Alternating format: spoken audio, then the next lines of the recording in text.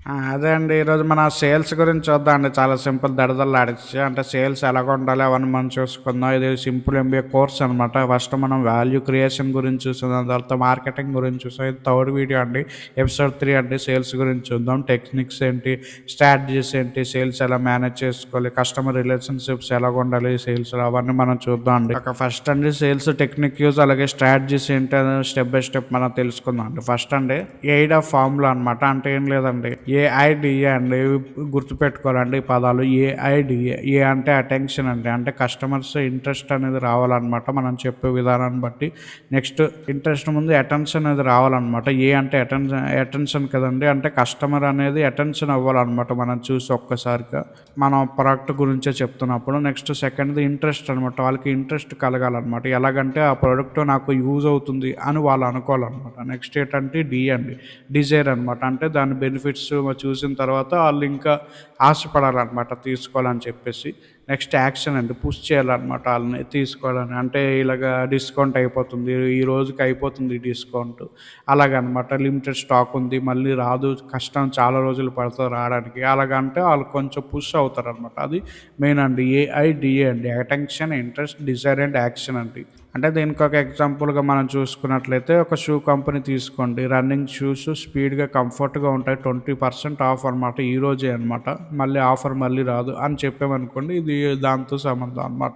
అలాగే ఎయిడా అనేది ఫాలో అవ్వాలి. నెక్స్ట్ సెకండ్ అండి కన్సల్టేటివ్ సెల్లింగ్ అప్రోచ్ అనమాట. అంటే డైరెక్ట్‌గా అమ్మకుండా మనం ఏం చేస్తామంటే ఫస్ట్ క్వెషన్స్ అడుగుతామండి. కస్టమర్స్‌ని అండర్‌స్టాండ్ చేసుకుంటామండి. ఒక ఎగ్జాంపుల్ చూసుకున్నట్లయితే మనం చూద్దామండి ఒక ఎగ్జాంపుల్‌గా. ఒక సక్సెస్‌ఫుల్ రియల్ ఎస్టేట్ పర్సన్ ఉంటాడు కదండీ! అతను ఏం చెప్తాడంటే ఫస్ట్ ఈ ఇల్లు తీసుకోండి అలాగే చెప్పడండి. ఈ ఇల్లు ఎలాగుంది? బావుందా? లేదా? అని అడుగుతాడండి. ఎంత అద్భుతంగా ఉంది. ఆఫీస్‌కి ఎంత బావుంటదని అడుగుతాడనమాట. అతను రివ్యూ తీసుకొని కస్టమర్ రివ్యూ తీసుకొని దాన్ని బట్టి ఎలాగ చెప్పాలో చెప్పాల్సిన దానిలో చెప్తాడనమాట. అంటే ఫస్ట్‌గా మనం కస్టమర్‌కి ఎవరికైనా సెల్లింగ్ చేసేటప్పుడు, సేల్ చేసేటప్పుడు ఫస్ట్ వాళ్ళని క్వెషన్ అడగాలనమాట. దాన్ని బట్టి ఏంటంటే వాళ్ళకి కొంచెం ఇంట్రెస్ట్ దాని మీద మైండ్ అనేది వస్తుందనమాట కస్టమర్‌కి. దాన్ని బట్టి అర్థం చేసుకోవచ్చు. నెక్స్ట్ థర్డ్‌ది ఏంటంటే ఎఫ్ఏబి ఫ్యాబ్ టెక్నిక్ అనమాట. అంటే ఏం లేదండి అడ్వాంటేజెస్, బెనిఫిట్స్ చూద్దామండి ఇప్పుడు మనం. అంటే ఎగ్జాంపుల్‌గా మనం చూసుకున్నట్లయితే ఒక ఫోన్ మనం అమ్మాలనుకుందామండి. ఎవరికైనా సరే ఒక పర్సన్‌కి ఫోన్ అమ్మాలనుకున్నాం.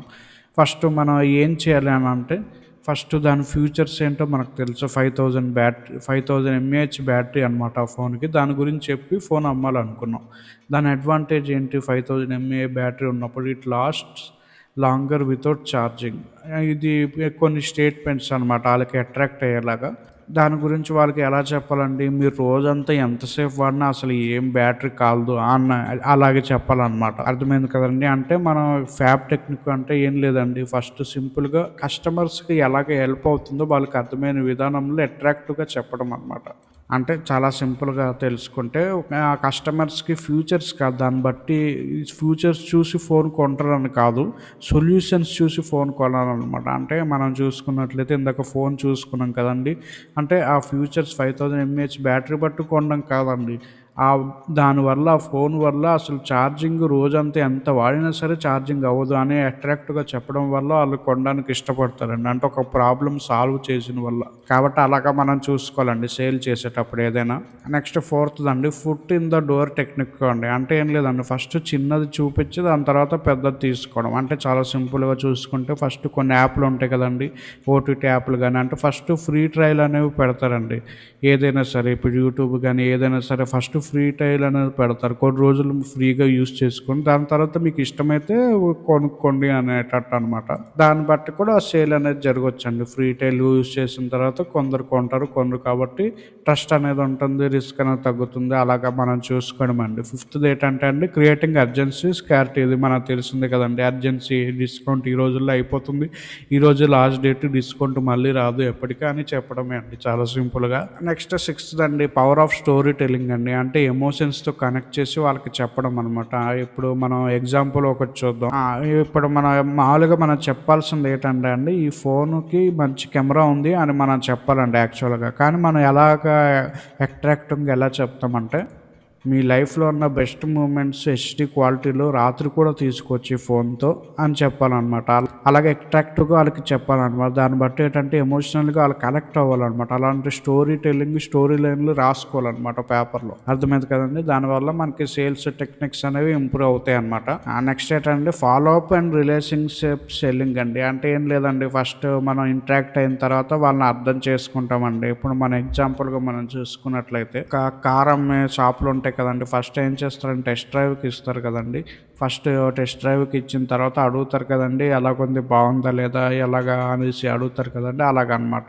ఫస్ట్ రిలేషన్షిప్స్ని బిల్డ్ చేసుకొని దాని తర్వాత అమ్ముతారు అనమాట. అలాగండి, చాలా సింపుల్గా. ఓకే అండి, ఇప్పుడు మనం సేల్స్ మేనేజ్మెంట్ ప్రిన్సిపల్స్ తెలుసుకున్నాం. ఇంతవరకు మనం సేల్స్ టెక్నిక్, స్ట్రాటజీస్ గురించి తెలుసుకున్నాం. ఇప్పుడు మేనేజ్మెంట్ ప్రిన్సిపల్స్ గురించి చూసుకుందాం సింపుల్గా.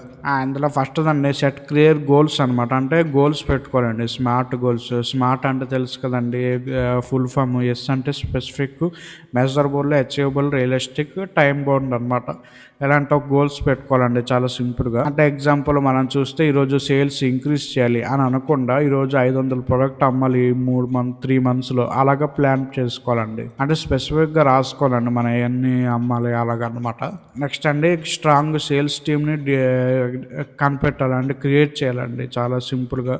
అంటే ఎవరు దీంట్లో బాగా నెగోషియేషన్ ఎవరు బాగా చేస్తున్నారు, కమ్యూనికేషన్ ఎవరు బాగా చేస్తున్నారు, ప్రొడక్ట్స్ గురించి ఎవరికి ఐడియా ఉంది, అలాగే అలాంటి పీపుల్ని తీసుకొని ఒక స్ట్రాంగ్ సేల్స్ టీమ్ అనేది డెవలప్ చేయాలి. అంటే ఇప్పుడు మనం చెప్పుకోే టాపిక్ ఏంటంటే అండి సేల్స్ మేనేజ్మెంట్ ప్రిన్సిపల్స్ అనమాట. అంటే మనం సేల్స్ చక్కగా మేనేజ్ చేయాలి అని అంటే ఏవి యూస్ చేయాలి, స్టెప్ బై స్టెప్ ప్రాసెస్ ఏంటనేది మనం చూస్తున్నామండి ఇప్పుడు.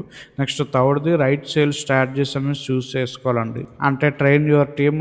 ఎలాగ ట్రైన్ చేయాలంటే టీమ్ని స్టోరీ టెల్లింగ్ కానీ, క్లోజింగ్ టెక్నిక్స్, ఇందాక మనం చూసాం కదండి స్ట్రాటజీస్, అవన్నీ ఫాలో అయ్యి వాళ్ళకి చెప్పాలన్నమాట చాలా సింపుల్గా. నెక్స్ట్ ఫోర్త్ వచ్చేసరికి ట్రాక్ పర్ఫార్మెన్స్ అండి. మనకు తెలిసిందే, ట్రాక్ చేయాలన్నమాట. అలా ఎలా చెప్తున్నారు, సేల్స్ రెవెన్యూ ఎలాగుంది, రేట్ ఎలాగుంది, కస్టమర్స్ ఎలాగ ఫీల్ అవుతున్నారు, అవన్నీ మనం చెప్పాలి. నెక్స్ట్ మోటివేట్ చేయాలి టీమ్ని, వాళ్ళకి రివార్డ్ ఇవ్వాలి. వాళ్ళు ఒకవేళ సేల్స్ చేస్తే వాళ్ళకి రివార్డ్ ఇస్తే వాళ్ళకి కొంచెం బెనిఫిట్ అవుతుంది కదండి. అలాగా వాళ్ళు కొంచెం మోటివేషన్ వస్తుంది. నెక్స్ట్ చూస్తుంటే 6th పాయింట్ అండి కస్టమర్ సెంట్రిక్ సెల్లింగ్ అనమాట. అంటే ఏం లేదండి, చాలా సింపుల్. కస్టమర్ ప్రాబ్లమ్ సాల్వ్ చేసేలాగా ఉండాలన్నమాట. అంటే హ్యాపీ కస్టమర్స్ ఎంతమంది వస్తే దాన్ని బట్టి సేల్స్ అనేవి పెరుగుతాయి. కాబట్టి కస్టమర్ ప్రాబ్లమ్స్ అనేది సాల్వ్ చేసేలాగా ఉండాలి, వాళ్ళకి అలాగా డీల్ చేయాలన్నమాట వాళ్ళతో. అలాగా నెక్స్ట్ టెక్నాలజీ వాడుకోవాలి. ఈమెయిల్స్ కానీ, చాట్ బోర్డ్స్ కానీ వాడుకుంటే మనకి ఇంకా బాగుంటుంది అనమాట.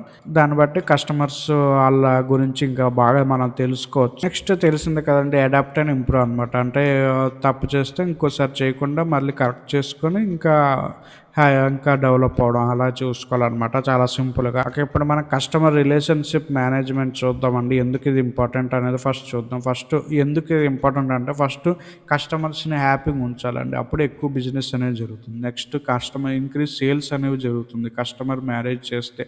అంటే కస్టమర్ రిలేషన్షిప్స్ని ఎంత బాగా పెంచుకుంటే మనం సేల్స్ అనేవి అంత బాగా జరిగితే వాళ్ళు కూడా చాలా హ్యాపీగా ఉంటారు, వాళ్ళు కూడా ట్రస్ట్ అవుతారు, మనల్ని నమ్ముతారు మన బిజినెస్ని. అలాగే మన ఆటోమేషన్ అనేది పెరుగుతుంది అనమాట. అంటే మనం ఎక్కువగా సేల్స్ చేయకుండా మనకి సేల్స్ అనేవి అయిపోతాయి అనమాట, రిలేషన్షిప్ స్ట్రాంగ్గా ఉంటాయి. నెక్స్ట్ మనం చూద్దాం కీ ఎలిమెంట్స్ చూద్దాం అనమాట. సిఆర్ఎం అంటే కస్టమర్ రిలేషన్షిప్ మేనేజ్మెంట్ అనమాట. సిఆర్ఎం అని అంటే ఇప్పుడు మనం చూద్దాం. ఫస్ట్ ఎలాగ తెలుసుకోవాలి దీని గురించి అనేది ఫస్ట్ మనం చూస్తే కస్టమర్ డేటా మేనేజ్మెంట్ అనమాట. ఇది సింపుల్ కదండి, కస్టమర్స్కి ఏం కావాలి అనే దాని గురించి మనం చూసుకోవడమే చాలా సింపుల్గా. అంటే కస్టమర్ డీటెయిల్స్, నేము, ఈమెయిల్, ఎంత ఏవేవి కొన్నారు ముందు, తర్వాత ఏవేవి కొనాలనుకుంటున్నారు అనేదన్నమాట. అంటే ఒక ఎగ్జాంపుల్ మనం చూస్తే కార్ కంపెనీ కస్టమర్ ఉన్నారండి, కార్ కొనే కస్టమర్. అతను కొత్త కారు ఏదైనా వచ్చింది అనుకోండి షాప్లోకి, స్టోర్లోకి, అప్పుడు అతనికి ఫోన్ చేసి ఇలాగ కొత్త కారు వచ్చింది మీరు తీసుకుంటారా అని ఫోన్ చేసి అడగడం అనమాట. అలాగే మేనేజ్ చేయడం అనమాట కస్టమర్ డేటాని. ఏంటంటే అండి పర్సనలైజ్ కమ్యూనికేషన్ అనమాట. అంటే ఏంటంటే మన సొంత బ్రదర్ లాగా ట్రీట్ చేయాలన్నమాట కస్టమర్ని. పర్సనల్ కమ్యూనికేషన్ చూడాలన్నమాట. ఎగ్జాంపుల్గా మనం చూస్తే మనం చూస్తే ఎగ్జాంపుల్‌గా మీరు లాస్ట్ ఇయర్ ఒక షూ కొన్నారు కదండీ! అలాంటివన్నమాట. కంఫర్టబుల్‌వి లాంచ్ చేస్తున్నామండి. మీరు తీసుకోవాలనుకుంటే తీసుకోండి. అలాగా పర్సనల్‌గా మాట్లాడాలి. అంటే పర్సనల్‌గా ఉండాలన్నమాట రిలేషన్‌షిప్. దాన్ని బట్టి ఎక్కువ సేల్స్ అనేవి జరుగుతాయి. నెక్స్ట్ ఏంటంటే అండి ఆటోమేటెడ్ ఫాలో అప్స్ అనమాట. అంటే ఏం లేదండి ఫస్ట్ కస్టమర్ మన కంపెనీది ఒక ప్రొడక్ట్ కొన్నారనుకోండి. దాని తర్వాత కొంటారని తెలీదు కదండీ. అంటే గ్యారంటీ లేదు కదండీ. అప్పుడు మనం ఏం చేస్తామంటే చెప్తూ ఉంటామండి. ఇలాగ ఒక కొత్త ప్రొడక్ట్ వచ్చింది తీసుకోండి అనేసి వాళ్ళకి మెసేజ్‌లు గానీ, ఈమెయిల్‌లు గానీ అలా పంపిస్తుంటే వాళ్ళు కూడా కొంచెం అట్రాక్ట్ అయ్యి తీసుకునే అవకాశాలనేవి ఉంటాయన్నమాట. నెక్స్ట్ అండి కస్టమర్ సపోర్ట్ అండి ఇవ్వాలండి. తెలిసిందే కదండీ కస్టమర్ సర్వీస్ ఫోన్ చేయడం. వాళ్ళు ఫోన్ చేస్తారు ఏదైనా ప్రాబ్లమ్ బట్టి అవి మనం తీసుకోవాలనమాట. నెక్స్ట్ రివార్డ్ లాయల్ కస్టమర్స్ అనమాట. అంటే ఏం లేదండి లాయల్ కస్టమర్స్ ఉంటారు కదండీ ఎక్కువగా మన ప్రొడక్ట్స్ కొనేవాళ్ళు ఉంటారు కదండీ! వాళ్ళకి రివార్డ్స్ అనేవి ఇవ్వాలనమాట. ఎలాగంటే డ్రింక్స్ ఇవ్వడం గానీ, లేపోతే చిన్న చిన్నవండి రివార్డ్స్ ఇవ్వడం బట్టి వాళ్ళకి కొంచెం బూస్ట్ అవుతదనమాట. ఇంకా ఇది మంచల్ రైలు అని అనుకునేలాగా ఉంటదనమాట. నెక్స్ట్ ఏంటంటే సీఎంఆర్ టూల్స్ అనేవి ఫాలో అవ్వాలండి. సీఆర్ఎం అంటే తెలిసింది కదా! కస్టమర్ రిలేషన్‌షిప్ మేనేజ్‌మెంట్ దానికి టూల్స్ ఉంటాయండి కొన్ని. సేల్స్‌ని ఎలాగప్పుడు చేయాలనేవి టూల్స్ ఉంటాయనమాట. Next first sales force large టీమ్స్‌కి యూజ్ అవుతది. నెక్స్ట్ ఇలాగ చాలా ఉంటాయండి. Pipedrive, Zoho CRM, HubSpot CRM ఇలాగ చాలా ఉంటాయండి. పెయిడ్ ఉంటాయి. చూసుకోండి. ఆ సాఫ్ట్‌వేర్‌లో ఆ టూల్స్ యూజ్ చేస్తే మనకు బూస్ట్ అనేది చాలా జరుగుతుందనమాట. అంటే చివరగా చెప్పేదేంటంటే అండి సేల్స్ చేయాలంటే ఈజీగా చెప్పేదేంటంటే కస్టమర్ రిలేషన్‌షిప్ అనేది ఎంత బాగా ఉంటే సేల్స్ అనేవి అంత బాగా జరుగుతుంది. ఆళ్ళ ప్రాబ్లమ్స్ సాల్వ్ చేసేలాగా మనం ఉంటే, ఆ రిలేషన్‌షిప్ అనుకుంటే సేల్స్ అనేవి అంత బాగా జరుగుతాయనమాట. అది చాలా సింపుల్. నెక్స్ట్ వీడియోలో మనం వాల్యూ డెలివరీ గురించి తెలుసుకుందాం. అలాగే సేల్స్ గురించి పర్ఫెక్ట్ కోర్స్ అనేది లాంచ్ చేస్తామండి. ఇది ఒక్క వీడియో మాత్రమే. అలాగే ఒక కోర్స్ అనేది లాంచ్ చేస్తాం సేల్స్ మీద. కాబట్టి సబ్స్క్రైబ్ చేసుకోండి. థాంక్ యూ అండి.